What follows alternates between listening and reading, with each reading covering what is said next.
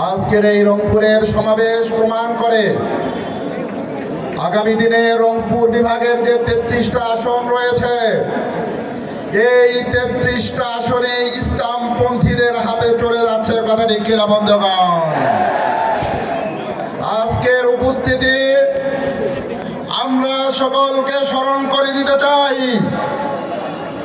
এই রংপুরের মাটিতে সর্বপ্রথম শহীদ আবু সাইদ তার বুক উঁচু করে যেভাবে স্বৈর শাসনের বিরুদ্ধে অবস্থান গ্রহণ করেছিল, আমরা কি চাই না শহীদ আবু সাইদের আত্মা শান্তি পাক?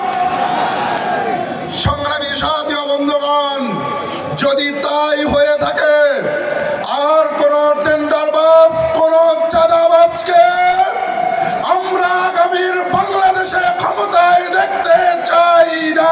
কথা ঠিক কিনা? আজকে আমরা বলতে চাই, বাংলাদেশকে নিয়ে 24-এর অভ্যুত্থানের পরে যেভাবে সিনেমি দেখা হচ্ছে, আমরা দেখতে পাচ্ছি খুনি হাসিনা সহ তার দোসররা যারা রয়েছে, তারা আইন আদালতের ভাগ ফোকর দিয়ে আজকে তারা বেঁচে যাওয়ার চেষ্টা করছে। কথা ঠিক কিনা? এবং একটা দল তাদেরকে যেভাবে শেল্টার দিচ্ছে, আমরা আজকের এই সমাবেশ থেকে স্পষ্ট বলছি, আগামীর বাংলাদেশ হবে ইসলামের বাংলাদেশ ইনশাআল্লাহ। সংগ্রামী সহযোদ্ধা বন্ধুগণ, আজকে আপনারা নিশ্চয়ই জানেন, এই অঞ্চলের মানুষ বারবার আওয়ামী লীগ, বিএনপি, জাতীয় পার্টিকে ভোট দিয়ে বারবার ধোঁকা খেয়েছে। কথা ঠিক কিনা বন্ধুগণ? আমাদের এই রংপুরের দিকে তাকানোর কেউ নাই। রংপুর সিটি কর্পোরেশনে কোনো বরাদ্দ দেওয়া হয় না।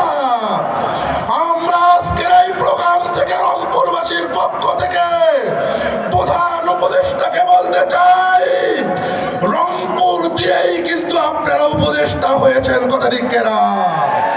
আমাদের রংপুরবাসীকে সিদ্ধান্ত নিতে হবে, আগামীর সংসদে ইসলামপন্থীরা কালিমা লা ইলাহা ইল্লাল্লাহর পতাকা উড্ডীন করবে। আমি 8 দলীয় জোট নেতৃবৃন্দকে বলতে চাই, রংপুর যেহেতু কারাবাদালি জনপুরি রহমতুল্লাহ আলাইহির পুণ্যভূমি, আমরা চাই এই রংপুরে একটা অবস্থান তৈরি করতে।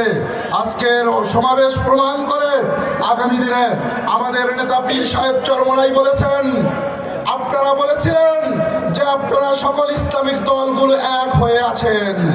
আমি রংপুরবাসীকে বলতে চাই, আমরা এখন এক হয়েছি। এখন আপনারা ভোট দিবেন কিনা বলেন?